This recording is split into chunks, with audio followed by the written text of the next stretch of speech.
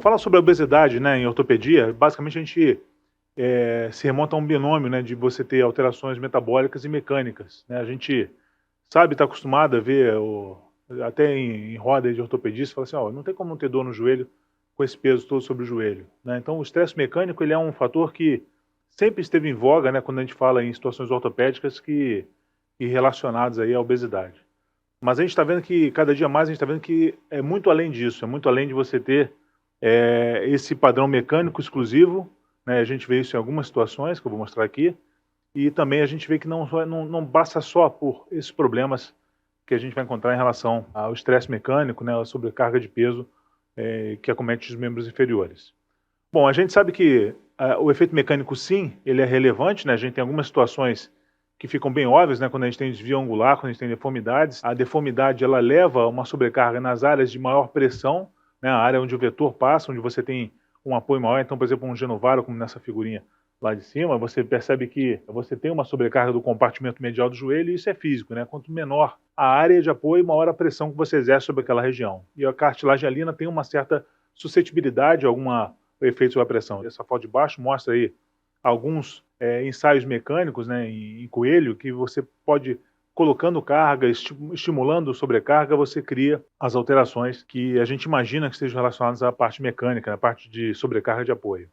Bom, a gente sabe que não é só isso. Na verdade, o tecido adiposo ele faz parte de um sistema endócrino, né, que a gente hoje em dia está cada dia mais em voga e conhecendo esse sistema, né, que é um sistema que você tem algumas substâncias produzidas por esse sistema, por esse tecido adiposo, que corroboram com alguns eventos em relação à osteoporose e à osteoartrose, né, a artropatia degenerativa das articulações. E interessante que a gente percebe que isso é uma influência importante porque você tem essas alterações mesmo em membros que não têm carga, né, membros superiores, por exemplo. Então, isso chama atenção. Então, a gordura do canal medular tem ação sobre isso, a gordura visceral parece que tem mais ação do que a gordura do canal medular, da medula amarela, tem mais ação também a gordura da articulação. Então, tem vários eventos que eu posso corroborar a partir disso. Alguns trabalhos em relação ao trauma, né, a gente vê algumas situações muito interessantes com relação à população de obesidade. Primeiro, é você perceber que alguns traumas, obviamente, só ocorrem em pacientes que têm uma sobrecarga muito grande. Por exemplo, luxação de joelho com apoio mínimo, com trauma mínimo, né, descer uma escada, pular um degrau, que a gente encontra no obeso, às vezes até uma luxação exposta do joelho, obviamente só acontece no paciente que tem um super obeso, um paciente obeso mórbido, pelo menos. E o que chama atenção é a frequência de população obesa com fraturas no trauma, que a gente recebe todos os dias. E isso é um paradigma, isso é uma contraposição a alguns achados que eram muito frequentes na literatura, como esses trabalhos que estão citados aí nesse slide, né, que mostravam que, na verdade, existia algum efeito protetivo, né, de densidade óssea nos pacientes obesos. Né? Esse efeito protetivo ele foi constatado por diversos trabalhos. Esse é um dos trabalhos que mostra aí alguns marcadores de ação, de absorção, né, marcadores de ação osteoclástica, né, que mostram que você tem uma menor ação osteoclástica nos pacientes obesos e uma maior ação osteoblástica nesses pacientes, ou seja, você produz mais osso e consome menos do que o paciente que tem baixa massa em geral, não só massa magra, mas baixa massa em geral. E isso ficou um paradigma que ficou por um tempo se mantendo, quer dizer, provavelmente o obeso ele tem menos suscetibilidade à osteoporose do que o paciente com baixa massa magra ou principalmente baixa massa gorda. E isso tem vários trabalhos mostrando, aqui mostrando trabalhos comparando aí que também não há gravidade aumentada quanto mais obeso é o paciente. Então, esse grupo aí compara obeso, obeso moderado com obeso mórbido, né, e o super obeso, né, e na verdade você não percebe alterações em densidade óssea, tanto de coluna lombar quanto de fêmur proximal. Então, isso mostrava que existia algum efeito protetivo nisso, mas isso não era muito entendido, né? Por que esse paciente continua chegando na sala de trauma com uma frequência maior? Por que então você tem uma densidade óssea maior? Por que o obeso ele ainda é uma pessoa frequente em pronto-socorro ortopédico, em pronto-socorro com fraturas e com um aspecto realmente de um osso com qualidade reduzida, que você percebe um traço de fratura ou padrões de fraturas muito além do trauma que ocasionou aquele evento. Bom, esse artigo é um artigo muito interessante, é um do Renan Poli, é um artigo lá de Perugia, na Itália, e ele fez uma revisão de literatura muito interessante em que ele mostrou essa complexidade da relação entre obesidade e o osso. Né? E ele mostrou que, na verdade, existe uma dificuldade muito grande em você estabelecer quais são os pacientes realmente osteoporóticos, né, em relação à obesidade. O que é a osteoporose? Né? Na verdade, a osteoporose, quando a gente imagina a osteoporose, a gente imagina como uma fragilidade óssea.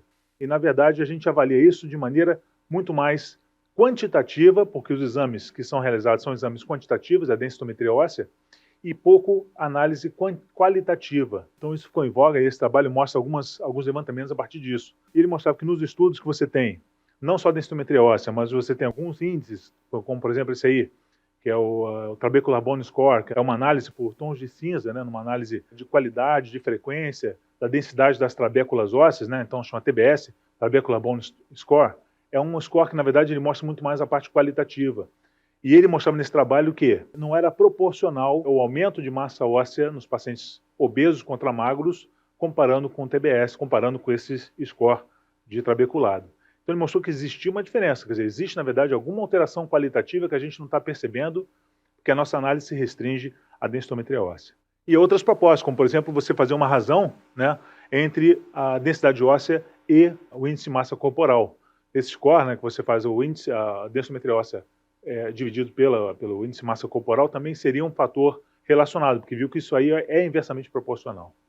Então, na verdade, esses dois scores, eles têm a função, né, de trazer um pouquinho essa realidade, que é a realidade de você ter um osso de menor qualidade, frágil sim, com uma densitometria óssea dentro de padrões normais. Né? E o efeito mecânico ele é comprovado. Óbvio que existe algum efeito mecânico. Né? O efeito mecânico ele exige e ele estimula a matriz extracelular do osso, ele exige a formação de osteoblasto, a inibição de osteoclasto, quer dizer, você inibe ali uma reabsorção e estimula a produção de osso por estímulo mecânico. A gente percebe isso também todo dia, não só em indivíduos obesos e magros, mas em paciente acamado, né? Em paciente em CTI que faz osteoporose por desuso, em paciente que está sem apoio. Em contraponto, a gente percebia que esse efeito, então, o que acontece então com os membros que não têm carga, né?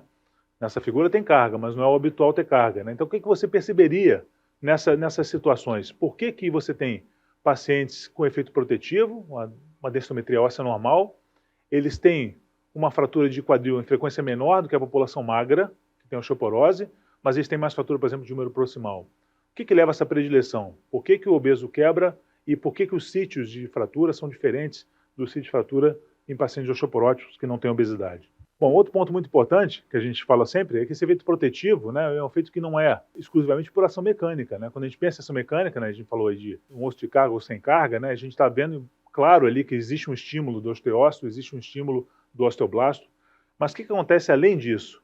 Não é só de estímulo mecânico que a gente vai ter.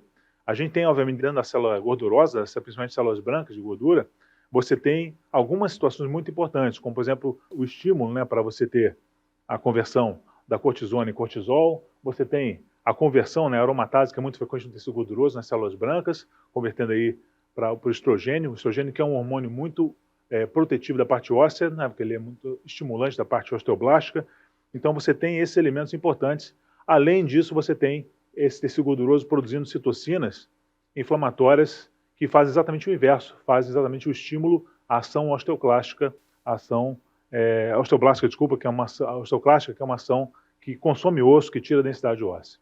Então, a partir disso, então, eu tenho uma densitometria normal, eu tenho, então, agora, uma outra visão de um osso qualitativo, que eu vou ter que buscar no meu exame, eu tenho um estímulo de carga, ao mesmo tempo eu tenho uma alteração hormonal vindo de um tecido adiposo, que é quase um sistema endócrino próprio, e aí passa disso, então, esse paradoxo, né?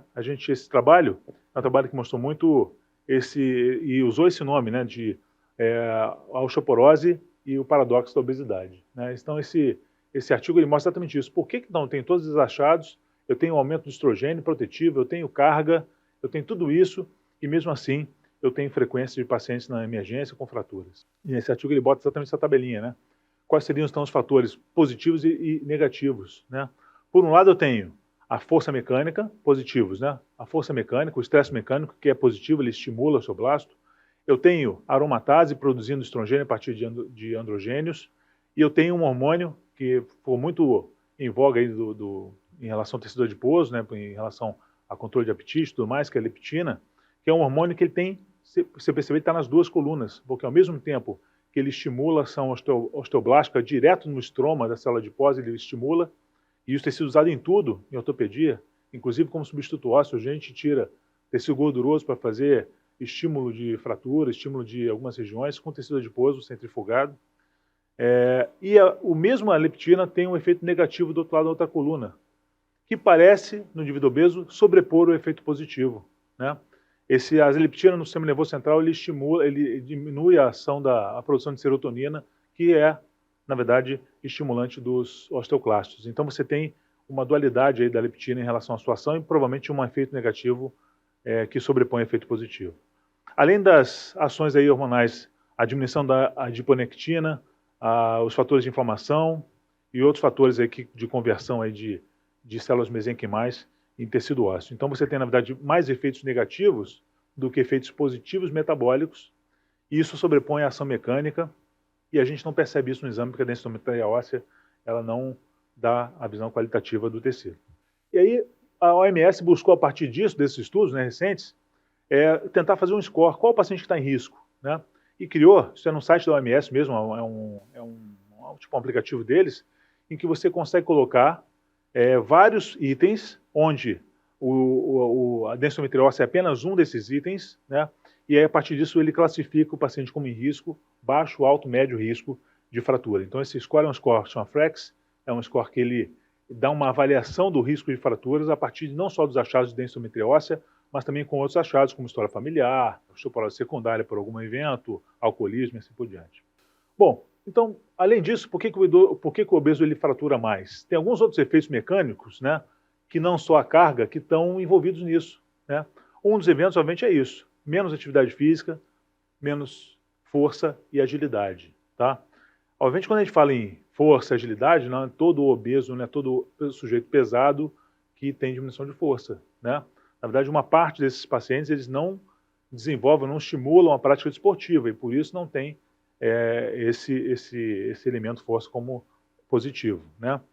Instabilidade postural, alteração de centro de equilíbrio, agilidade baixa, no sentido de, obviamente, não só do tamanho corporal, mas também como algumas dimensões em relação à coxa, articulações, artrose, que a gente vai ver daqui a pouquinho, né? São o desgaste das articulações, da caixa angelina, algumas comorbidades, principalmente em relação ao sistema nervoso central, e diapenia, que é um evento comum em obesos, né? Diapenia, na verdade, e alguns obesos têm uma forma específica, que é uma obesidade sarcopênica, que são fatores muito corroborativos, né, de você ter eventos de trauma, eventos de queda. Dinapenia, na verdade, é uma situação em que a fibra muscular no obeso ele diminui a extensão do comprimento. Então, na verdade, o passo é mais curto, o movimento é mais restrito, porque a migração das proteínas lá da contração muscular ele é reduzido, chama de dinapenia, né? Então, as obesidades são dinapênicas e sarcopênicas, obviamente, você tem uma diminuição de força e esse músculo ele tem uma ação mais reduzida. Ele precisa de muito mais trabalho muscular para executar a mesma ação. Então, esse evento, na verdade, a gente percebeu que esses eventos são fatores, na verdade, de risco de queda, né? Ponto. Né? Então, isso é uma exposição ao trauma, é um evento muito importante em relação a isso. E as cadeiras de plástico, né? Também, que eu sou vítima também. E outro paradoxo importante, né? É o paradoxo de onde vai ter fratura. A gente percebe que na população magra é mais comum a fratura de quadril, fratura de fêmur proximal, as fraturas de coluna e as fraturas do rádio distal.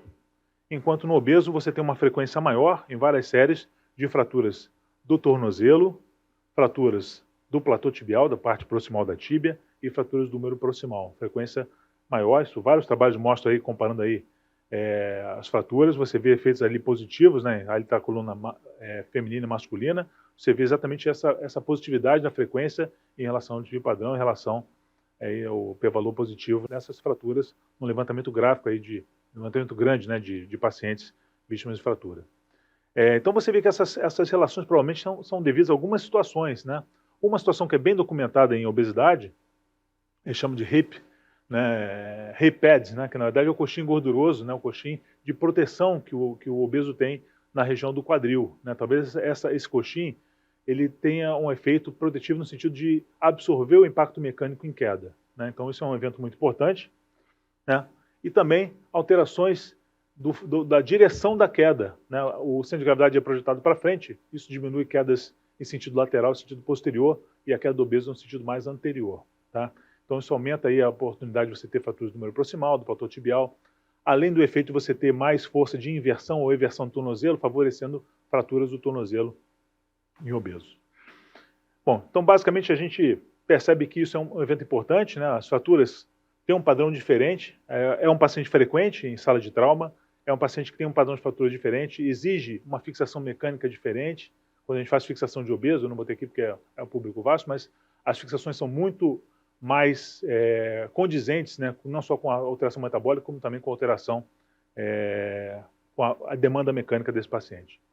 Em relação a articulações, né, que seria o segundo ponto, né, que a gente chama atenção sempre quando fala em obesidade, né, a gente percebe que existe sim um evento mecânico relacionado à obesidade, né, não só a questão da obesidade em si como estresse mecânico vertical, né, como uma força-peso, né, perpendicular ao solo, mas também em algumas situações como mau alinhamento, deformidades angulares, favorecendo a sobrecarga da articulação, aí o peso age sobre essas articulações, e fraqueza muscular. A fraqueza muscular, obviamente, ela é fator dependente, né? A gente vê em pacientes, por exemplo, atletas de sumô, atletas que têm sobrepeso, então fisiculturistas que têm 150, 170 quilos, e você percebe que ele não tem artrose pela demanda em si mecânica. Ele pode ter artrose até por esforço muscular, por evento muscular, mas não tem pela demanda do exercício, mas não por sobrecarga mecânica da ação do peso sobre a articulação. É muito mais comum, aqui nesse gráfico mostra a sobrecarga, é um evento que pode ser como fator participativo, né? Mas a instabilidade e a deformidade são fatores importantes na homeostasia, não só da cartilagem, mas também como do osso subcondral. O osso tem abaixo da cartilagem, que é importantíssimo, e também os tecidos moles ao redor. Bom, além disso, da mesma forma que o osso, tem alterações também inflamatórias, né? O tecido gorduroso ele é produtor de várias citocinas inflamatórias, e essas citocinas podem agir sobre a articulação e agem sobre a articulação, principalmente ali com inflamação da sinovial, com aumento de líquido sinovial, aumento do processo inflamatório na articulação, e efeitos sobre o osso subcondral, formação de osteófitos, tudo mais, que levam a alterações degenerativas da articulação. Então é uma cascata muito grande, né? E essa cascata ela atinge muito mais quando a gente fala no evento deformidade e com o evento também de você ter as formas sarcopênicas de obesidade, né? Porque a gente falou que o evento, a parte muscular, ela é fundamental quando a gente pensa em sobrecarga, né? Então você tem situações em que você percebe que a sobrecarga não gera dano articular, provavelmente ela é protegida pelo padrão muscular, pela força muscular que esses atletas elevam, né, ao nível deles. Outra parte muito importante é que essa perda muscular não é uma perda só por inatividade, né? Você tem a inatividade como um fator, mas uma das disfunções prováveis relacionadas à obesidade, né, é o que a gente chama de intermuscular fats, né, que é o aumento do tecido gorduroso, a lipossubstituição do tecido gorduroso sobre o músculo, né? Então você tem, obviamente, isso por diminuição da mobilidade, por uma disfunção muscular, você tem o músculo parcialmente substituído por gordura. Isso já tem alguns exames que você consegue medir essa densidade de gordura por tecido, né? Então mostrando ali a alteração de gordura subcutânea de um lado, e você tem a alteração de gordura muscular do outro. Nesses exames você perfere exatamente quando você tem a densidade de gordura na fibra muscular, então mostrando ali dois padrões parecidos, né? Mas o da direita de vocês, você percebe ali o padrão de infiltrado e de substituição gordurosa do tecido muscular. Então você tem, obviamente, um músculo grande, mas um músculo que não tem poder de contração, não tem força, não gera estabilidade na articulação, e com isso leva a dano. Bom, para não deixar de falar de pé, né, que tem que falar um pouquinho, o pé é uma vítima disso, porque obviamente ele sobrecarrega muito em relação aos eventos, né? Como qualquer articulação de carga, o quadril, o joelho, né, e também o pé, ele também sofre com isso. Sofre em várias situações também. Em relação a doenças do pé mecânicas, como hallux valgus, joanete, como fascite plantar, que são eventos muito frequentes em obesos, né? Também em relação à doença metabólica, né? Porque o pé diabético é uma situação de risco, né? Não só porque expõe ao defeito mecânico, à deformidade, como ali, por exemplo, de garra, neuropatia diabética, mas também as deformidades levam a úlceras, e as úlceras de pressão, né? Como o nome diz, são situações em que colocam em risco a saúde, né, geral do paciente. Agradecer mais uma vez aí pelo convite à equipe, né? Obrigado pela oportunidade e um prazer estar aqui com vocês. Obrigado e bom dia a todos.